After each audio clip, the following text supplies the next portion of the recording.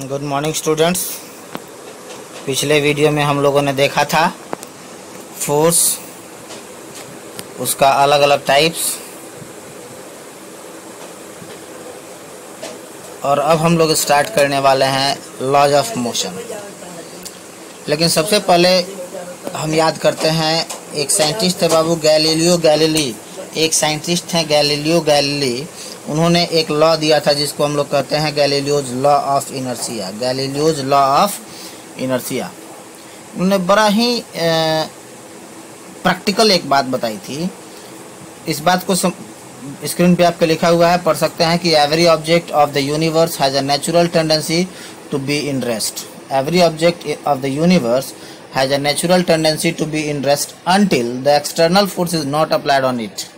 जब तक कि इस पर कोई एक्सटर्नल फोर्स काम नहीं करे। हिंदी में हम लिखा है कि बाहरी बल की अनुपस्थिति में कोई भी वस्तु विराम में बनी रहती है। इस बात को प्रैक्टिकली समझाने के लिए उन्होंने एक छोटा सा एग्जाम्पल लिया।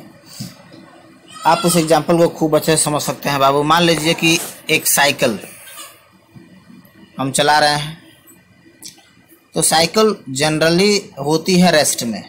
अगर हमें उसे चलाना है तो उसके लिए हमें फोर्स अप्लाई करना पड़ेगा। पैडल को पुश करते हैं हम लोग साइकिल को।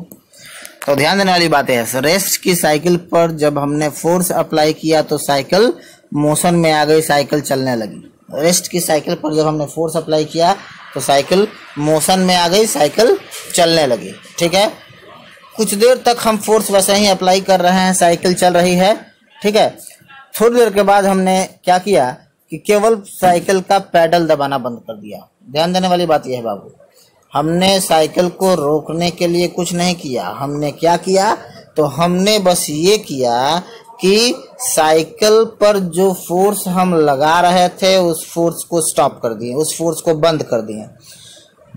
हम क्या देखते हैं, साइकिल जैसे ही हम पेडल दबाना बंद करते हैं वहां से साइकिल स्लो होने लगती है।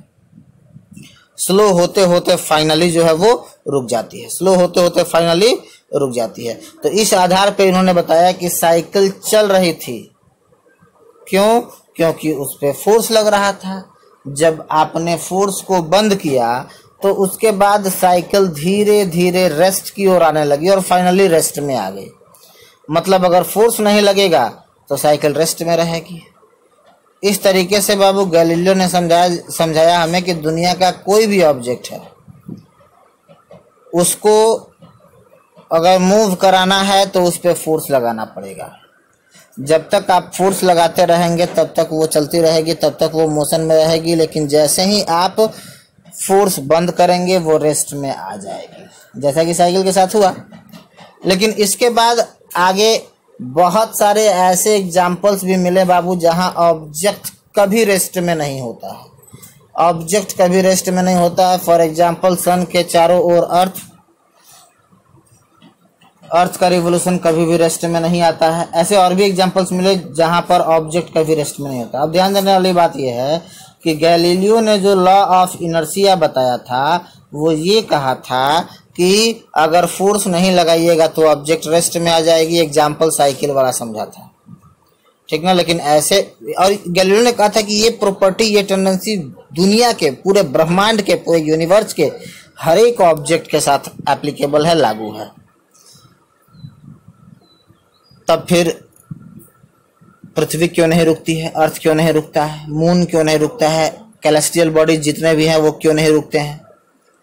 ऐसे बहुत सारे एग्जाम्पल्स हैं बाबू जो ऑब्जेक्ट कभी रेस्ट में नहीं आता है। जब ऐसे एग्जाम्पल्स मिलने लगे तो गैलीलियो के लॉ ऑफ इनर्शिया में कुछ डिफेक्ट, कुछ डिमेरिट दिखने लगा। तो साइंटिस्ट लोगों ने शुरू किया प्रयास कि हम लोग इसका रीजन जाने।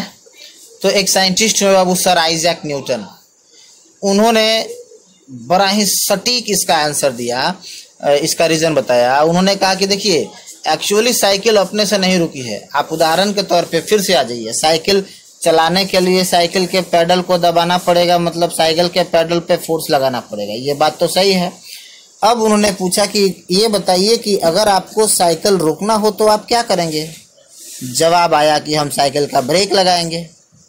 ब्रेक लगा के रोक सकते हैं साइकिल को। कैसे रुकता है ब्रेक लगाने से? तो जब से ही हम साइकिल का ब्रेक लगाते हैं बाबू, ब्रेक वायर से कनेक्टेड होता है 2 रबर।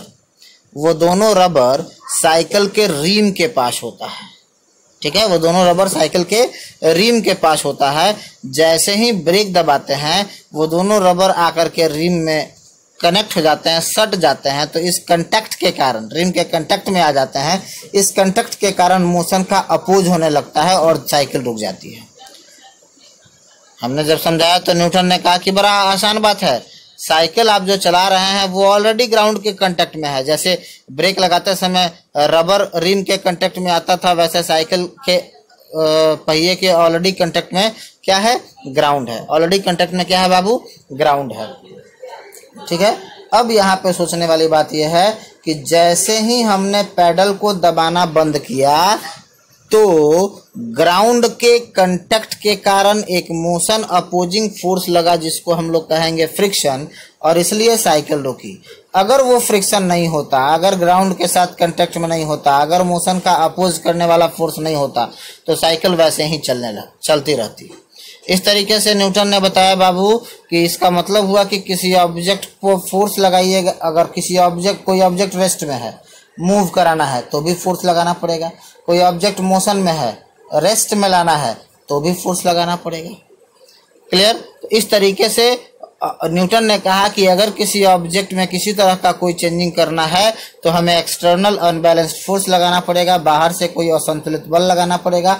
और यदि यह बल नहीं लगाते हैं तो ऑब्जेक्ट में किसी तरह का कोई चेंजिंग नहीं होगा। देखिए, बड़ा ही आसान वर्ड्स में इन्होंने अपना रूल दिया। इन्होंने कहा कि बाहरी असंतुलित बल की अनुपस्थिति में प्रत्येक वस्तु अपनी पूर्वावस्था को बनाए रखती है।